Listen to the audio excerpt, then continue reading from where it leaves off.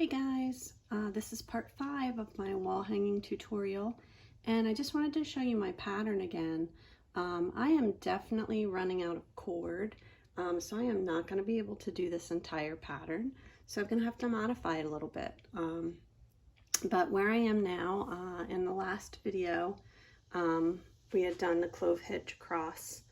And so underneath that, I've created a square knot in the center of my wall hanging, just using the very center 4 cords. And now in the pattern, they're creating a bit of a diagonal, which I like. So I'm gonna try and get this done.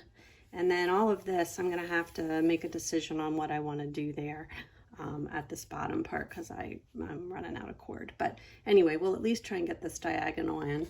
And so I've taped my end cords that were hanging down that we added in the last video. I've taped them so that they're going across each other diagonally.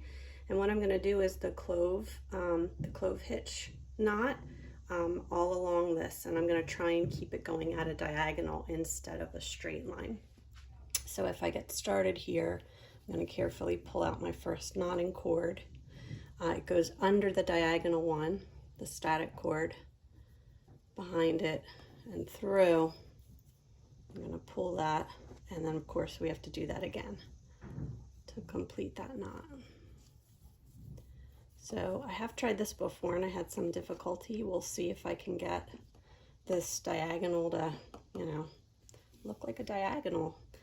It's all in the tension and the holding of the cords. So as I go, I'm going to try and keep these tight so I don't use up too much of my cord, but I also want to be aware of the fact that I'm leaving a space in here, and I don't, I want to try and keep this tight. I might have to adjust the tape as I go to keep that diagonal forming for me. So just repetitive now. Take each cord and do that clove hitch knot 2 times with each one. Gently pull each one out as I go. Phew, that cord's really getting short. So I might have, might be lucky enough to get a row of square knots in yet, but I'm not even sure about that. That might just end up being fringed under this.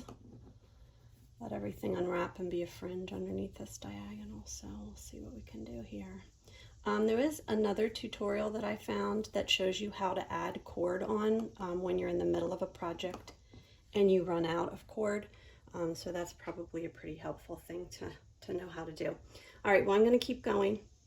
I'm going to stop when I get to this these center cords, and then I'm going to start on the other side, coming across, doing the clove hitch. And then I'll untape this and let it hang back down.